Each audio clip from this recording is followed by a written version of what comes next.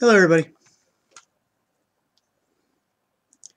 Alright, today I'm bringing a story from actually where I am, or at least around where I am from Michigan. This is about House Bill 442-477 of Michigan. I am very happy to say constitutional carry comes to Michigan. State Representative Cindy Gamrett, R of District 80, yesterday introduced Michigan HB 4778, HB 4778. I'm not sure why it's twice, but it is what it is. And this will allow the existing pistol registration to stay in place, but allows broad exemptions. You can find the full legislature here. This section does not apply to any individual who carries, possesses, or transports a pistol of following conditions.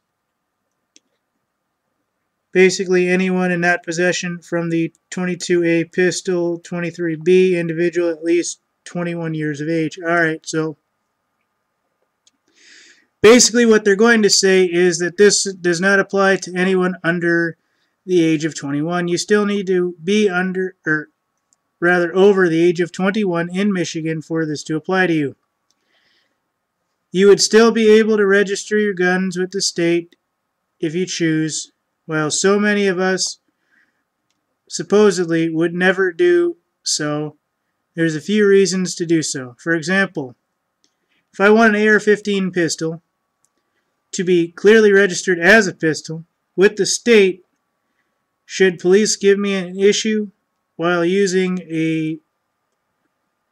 it as a truck concealed weapon? Enacting Section 1, 223, 227, 227A, C, D, 228, 723, I'm sorry, there's a bunch of numbers here.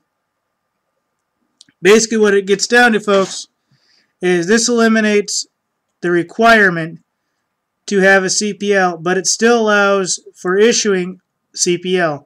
So unlike Vermont, Michigan citizens who so wish can obtain a license to carry and receive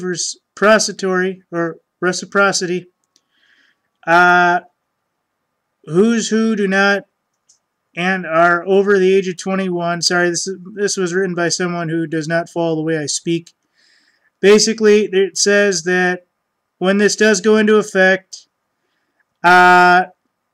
basically you'll still have to be over 21. You'll still have to take a concealed carry class, I imagine. And it still removes, oh wait, let's see here, and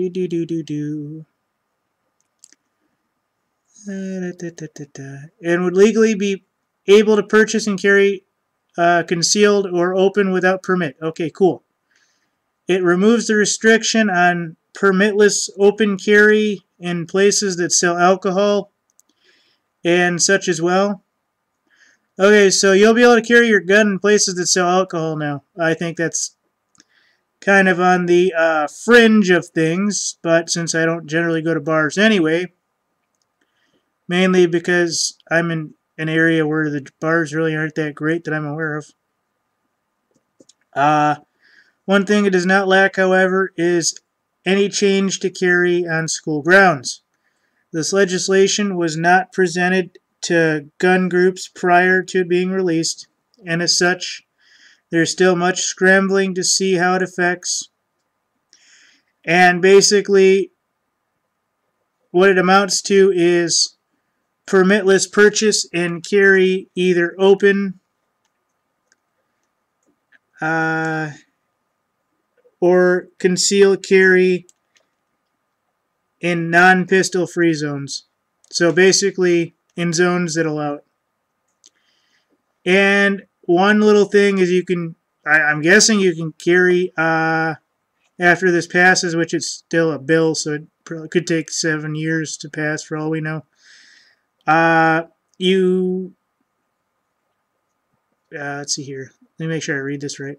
Yeah, it removes a restriction on permitless open carry in places that sell alcohol as well. So However you want to read that, I would not be carrying my firearm if I was going to be drinking.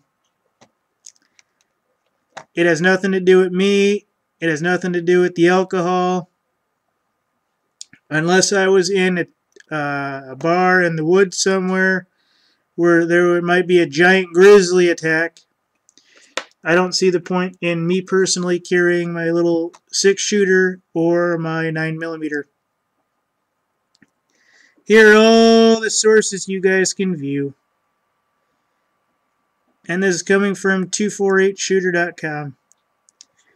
So, I think what this is trying to tell you folks, and I apologize for all the rigmarole, but basically what this is going to tell you is that Michigan is trying to become a constitutional carry state. It will allow permits and various things of that nature to basically go away.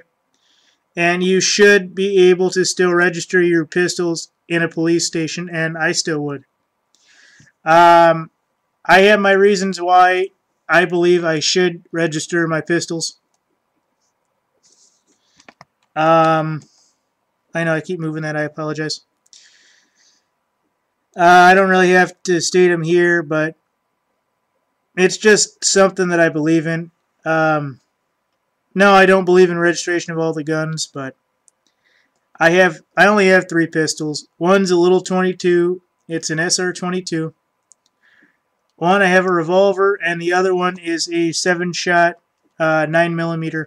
So, really, to me, you know, I have full-length rifles that carry more ammo than those. I mean,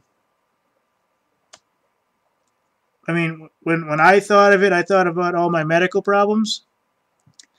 And basically that if something was going to go down, I could easily defend myself. Well, needless to say, there's a long list of things that go on if and when you choose to do that.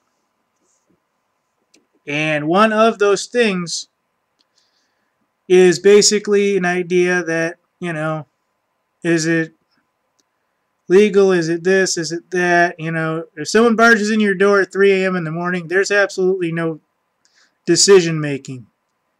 You know, you meet that son of a bitch as soon as they're inside your door, and you splatter their brains or their bronze all over the fucking place if it's necessary. Especially if they have 2 or 3 people with them, yeah, you kill every one of those bastards dead. There is no hesitation. There is no reason nobody should be coming to your home 2, 3, 4 in the morning. None.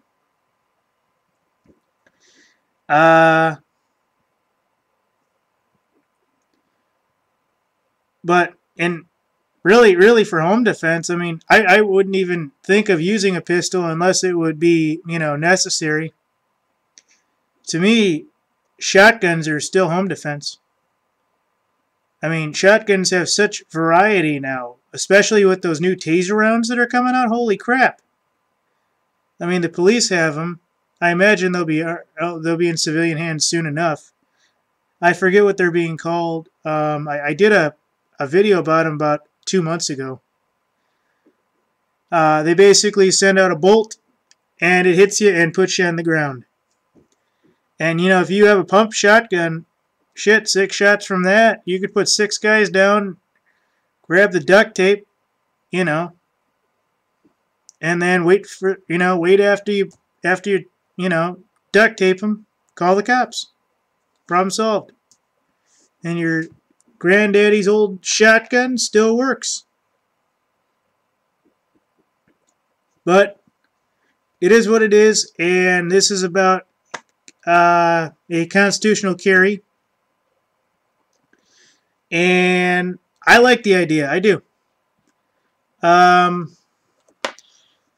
do think there are right ways and wrong ways to carry. For me, like I said, my guns aren't that big. I'm not going to go out and buy a Desert Eagle with a 357 cartridge, but I would want one. I am still looking because I do own a 357. So that would be in it, but I could also still get a 38. So, I mean, it's really kind of a coin toss, really.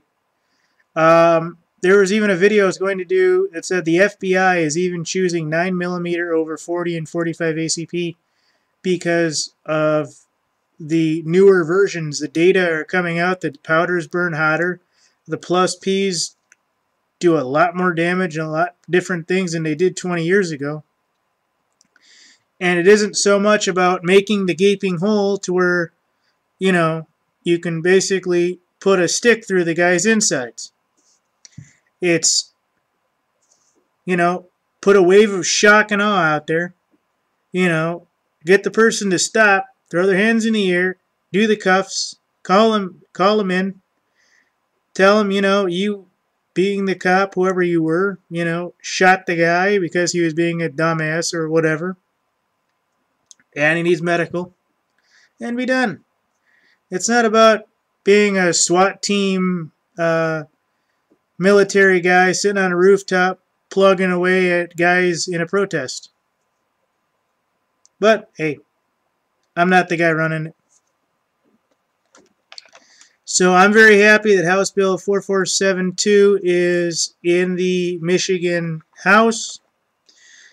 It'll be interesting to see whether or not it's actually in the goes to the floor of the Michigan Senate and whether or not it will ever become law. I highly doubt it.